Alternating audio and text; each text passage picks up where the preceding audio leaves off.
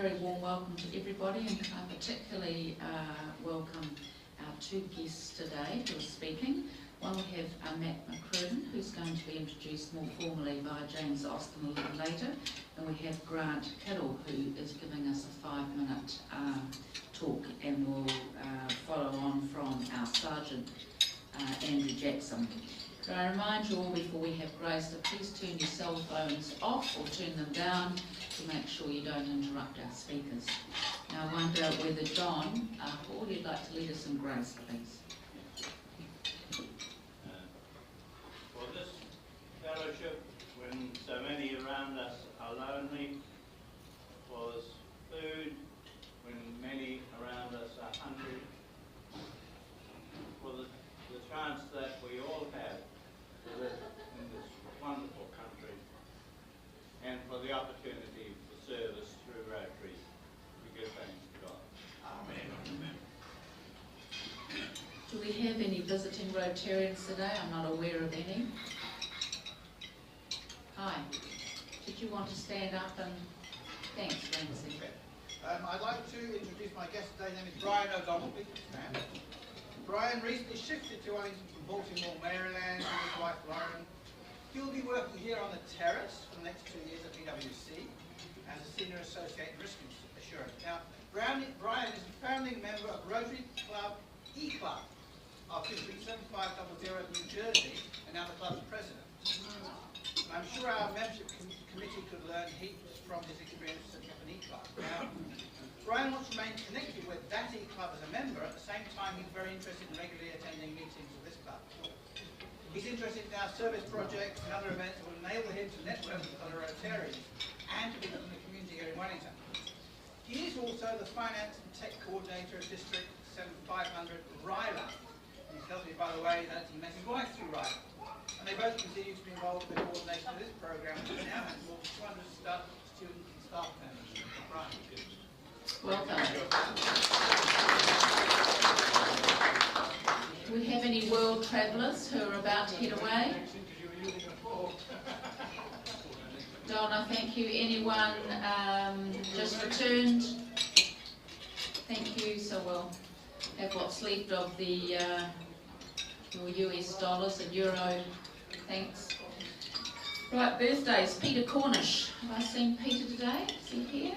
No, it's his birthday, but I know someone who is here who thinks he's getting away from having his birthday celebrated because it's next Monday, which is a public holiday.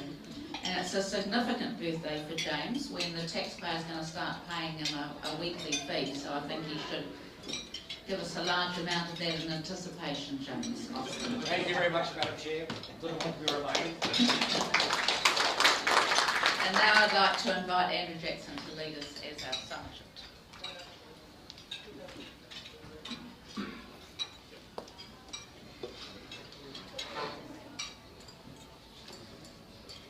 The title is going to be kind of misleading for where I'm going to go with the sergeant session today.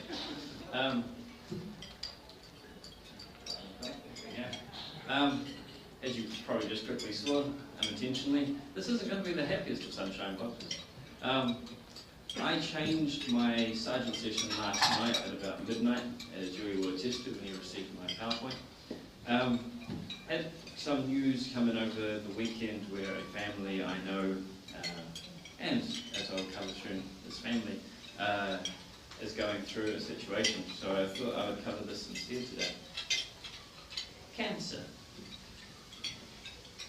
Interestingly, talk about family and stats, the Cancer Society says that 1 in 3 New Zealanders are affected by cancer. And I looked at the stat and that seems a little low. And I think it was the use of the word affected.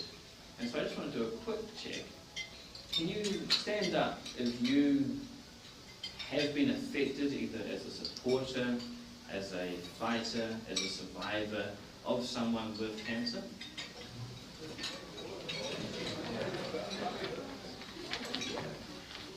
By my counts, I think it's the other way around. It's at least 2/3 of New Zealand has been affected by cancer.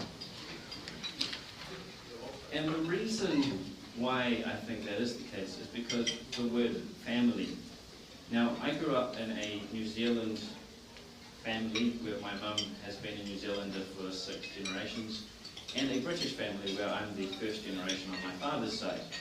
On my father's side, that British idea of family is your direct family unit, and then the extended family is when you start heading out into that wider nieces, uncles, etc. The family which I'm going to be talking about today is my sister-in-law's brother's daughter. And so, in my British Indian side of my family, so my brother-in-law, they would be called family. And the Māori part of my upbringing would call it whānau. These are the stages of cancer. This is the sort of thing which you never really want to know about until you have to know about it. The story which I'm going to go is unfortunately sitting at the stage 4. My mum had breast cancer when I was about 3-4 years ago, and fortunately she was at stage 1, and both of my grandfathers, I believe, were stage 2 and stage 3. This is the Bennett family, and if you recognise that playground, then I'm sorry for you. That is the Ronald McDonald House playground in Auckland, and this is Aaron, which is my sister-in-law's brother. This is his birthday. And that is his wife Jen, 5-year-old Travis, and 8-year-old Amelia. This is Amelia's story. My notes. So on Thursday the 18th, Amelia was suffering for a good couple of weeks from a sore stomach. And then they finally did a scan, and she was flown straight up to Auckland Starship, where she was diagnosed with stage 4 neuroblastoma cancer. She has gone through 3 rounds of chemotherapy already. There's normally 2 weeks between each chemotherapy round. So since she's started this back in February, she's only been home a couple of times. She came home over Easter and then ended up having to go into hospital because your immune system gets seriously affected when you're going through chemo. Again, coming back to the connection of family, my cousin Jo is a teacher at Starship Hospital in Auckland, and so she's actually teaching my niece's cousin, which is quite nice. Once she's been through all the rounds of chemo, she's still going to need to be kept relatively isolated so she won't be able to go back to school until such point as it's in regression, I think is the term. Remission, thank you.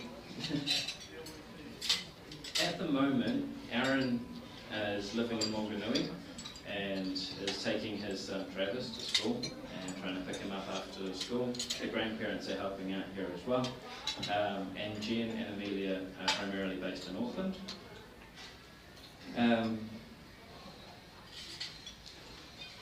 Just a quick shout out as well to Ronald McDonald House and Starship, just for the huge amount of support that these people provide.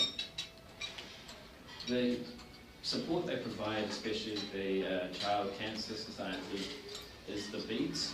And I think most of us have seen the bead donation, which has been their main fundraiser for many years. This is Amelia's beads since February, and I've noticed since then, since this photo was taken a couple of weeks ago, that this has increased again.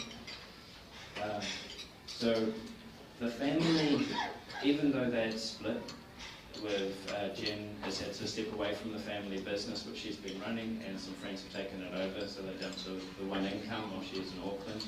And Aaron is working as best he can. I think he's starting at 4 in the morning so that he can be there to pick up his son after school. They didn't want to ask for help, and finally at the weekend they turned around and said, okay, to my brother and my sister-in-law, you can now go ahead and put up a Give a Little campaign. We're recognising that we're going to need further help, that people are wanting to get involved and try and find ways to support us. And so they have now opened up a Give a Little page. Now, I want to say that the donations which are being handed in today, that's still the Rotary Club of Wellington. This is not going towards this. This is very much a personal pleading from my position. going, this is a family who needs help, and this is a personal decision for you. This is not part of the Rotary Club of Wellington or the Sunshine Box today. But those are the Give a Little link. That will go directly to the family. The other link is for the child cancer, which, quite frankly, if you donate to either of them, it is an amazing thing, and I thank you very much for it.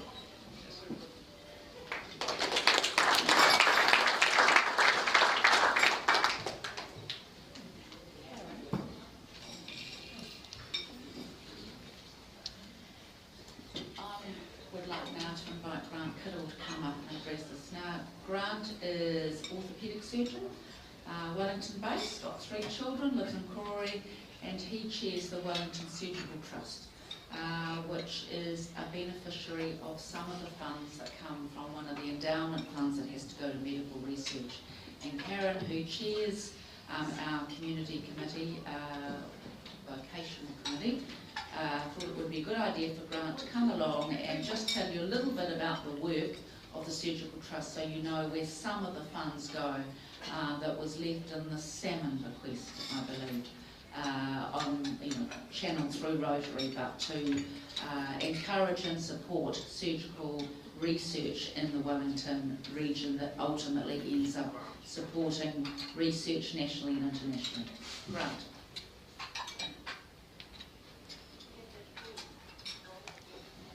I need a button on the right. Click is right there. Clicker.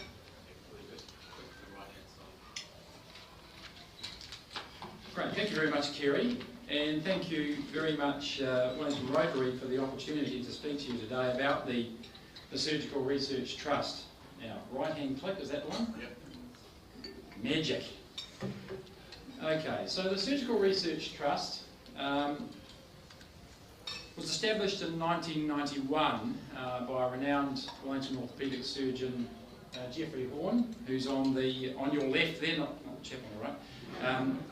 Jeff set this up initially in combination with the Wellington Medical School as a way of acquiring funds to support research within the Wellington Medical School. And over the years, it's grown such that now we do support funds, support projects outside of the Wellington region in Auckland, and we have done in Starship and in Christchurch. But predominantly, our research focus is in the Wellington region.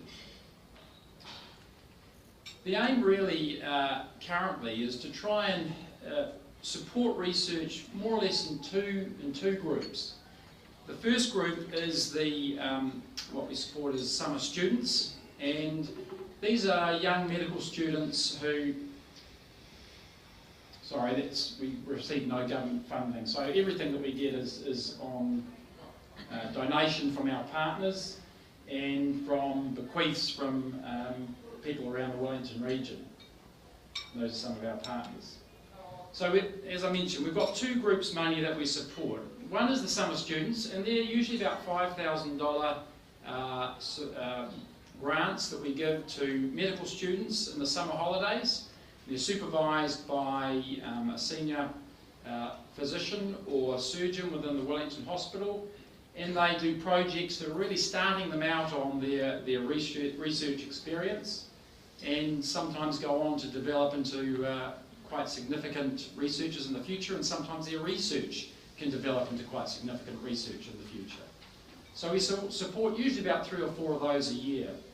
The second group is the research scholarships, and that's a bigger group, anything between $10,000 and $30,000.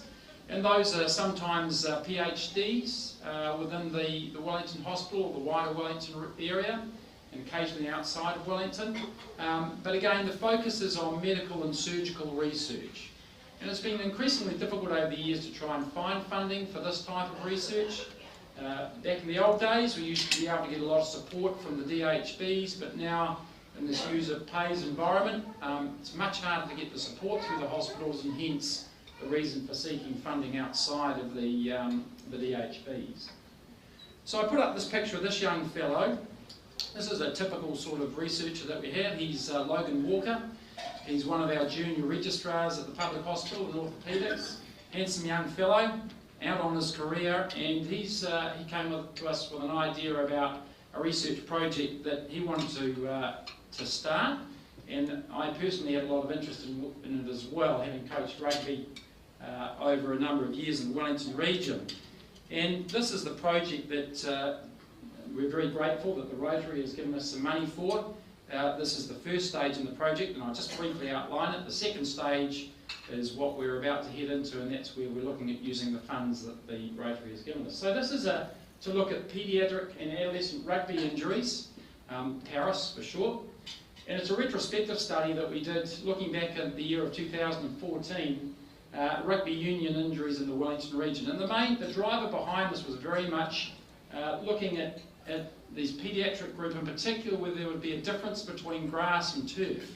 Bearing in mind that there's a lot of these astroturfs or artificial turfs that are popping up around the Wellington region, so that these kids can play on Sunday in a sort of semi-dry environment instead of a bog, like they're sort of used to at some of the parks. So, concerned about the artificial turf, limited literature really saying what the injury rates were on this turf, in particular in the paediatric group. We've got a separate study that we're looking at adults. So, we went to ACC and we dug through the records. We found that in the Wellington region there were 1,300 injuries to the paediatric population. That's set between 7 and 16. There's about 5,400 registered players. So about a quarter of them sustain an injury that is registered with ACC. And of that, despite repeated efforts at trying to get the questionnaires filled out, you can see we've got a pretty low, about a 23% return rate, with the bottom line there of the questionnaires that were completed. So from that, and I won't go into the details, I haven't got the time, but from that we were able to get some results, and this is the first time actually that we've publicly presented these results. They've been put forward for publishing in a number of journals. What we found was that ankle sprains, knee and leg sprains and head injuries were the most frequent type of injuries. Interestingly, the head injuries, there was no difference between turf or grass, which was one of the concerns, the anecdotal concerns that was out there. And that the players on artificial turf 1.6 times more likely to be injured and 2.6 times more likely to have a ligament injury, and that's a lower ligament injury. So I emphasise that these numbers are very small. There are quite a few holes in this study with a small return rate, and so this is very much provisional data. 7% of the match-injured players, interestingly, were not wearing mouth guards, which is compulsory. So whether that's a mistake in the way that the questionnaires were filled out or whether that's true, that's something that we hope to find out. So from this, we really felt we needed to do more. The study numbers were not really very high. So part 2 of the study, which we're about to do this year, is a prospective collection of data on rugby injuries at 3 major boys' schools, high schools in the Wellington region, in order to try and find out whether we can get evidence, the evidence supports or rejects the claims that we've had in an earlier study. So this will be in an older age group. It's in the the 13-year-olds to 18-year-olds, so it's high school as opposed to the paediatric as well. But we're hopeful that by actually collecting the data prospectively, we'll get at least 80% return rate, which is really what we need for a good solid study. So thank you very much to Rotary Club of Wellington for their donation of $5,000 to the second part of the study, and we have our anniversary function, which is in September of this year, where we'll certainly be formally presenting our earlier studies and perhaps some provisional findings of our second part. Thank you very much.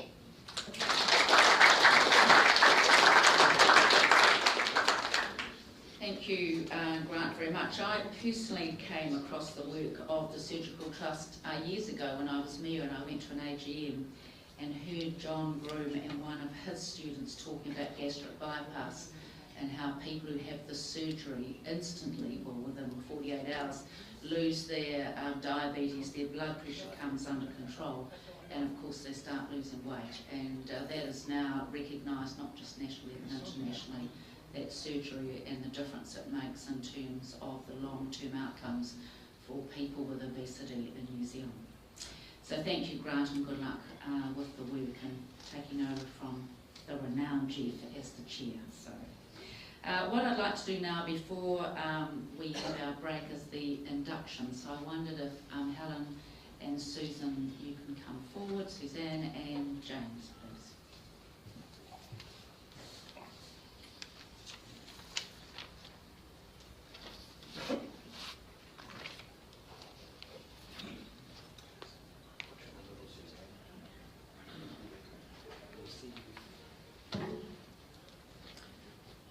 President, members and guests, I have the privilege of presenting Suzanne Snively to the club after what must be the longest pre-engagement ever. Suzanne's been coming along for over a year, but I promise it won't be the longest introduction ever. Wellingtonians know so much about Suzanne it may be difficult to tell you anything new. You won't know though that my first contact with Suzanne when I was a young mother, excuse me, with a full-time nanny, and I was worried that I couldn't deduct this as an expense incurred in producing my assessable income. And I thought that was wrong, and I wondered how I'd go about changing tax policy. And so I asked around and found out that there was another mother, an economist, who was already writing a submission, and that was Suzanne. Suzanne and her husband Ian Fraser now have 3 children and 1.5 grandchildren, and she's rather boastful about their achievements given half a chance. Suzanne's bio starts simply, I am an applied economist with a wide public sector experience as well as commercial experience in industry growth, business performance and risk management.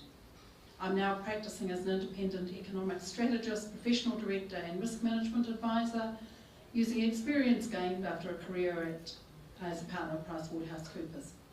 So just the odd highlight out of that, Suzanne started the NZIER, then Jardine and Company. You mightn't know that she chaired Cosmopolitan FM, one of the first FM radio stations to seek a licence. She was a consultant to the Planning Council, Department of Social Welfare, Housing Corporation, Ministry of Health and a whole lot of other agencies. And in the late 80s and 90s was the director of the Reserve Bank, Wellington City Capital Holdings and Hanna's. Then from 93 to 2010 she was a PricewaterhouseCoopers partner focused on growth and development of the New Zealand economy. Worked a lot with government agencies and lots of local government entities. She's now providing strategic and governance advice to the public and private sectors, focusing on the most effective allocation of resources and funding, the impacts of government policies and managing risk. She's an independent member of the Army Leadership Board, takes pleasure in being part of a leadership strategy for an organisation that values diversity. Suzanne is the Executive Chair of Transparency International, if anybody didn't know that. You will all have seen and heard her on mission for this. Her service has been recognised with the Women's Suffrage Medal in 1993, Wellingtonian of the Year in 2003, and being made an Officer of the New Zealand Order of Merit in 2005. Suzanne has clearly put service before self for such a long time, and we can assume she'll do that as a member of this club.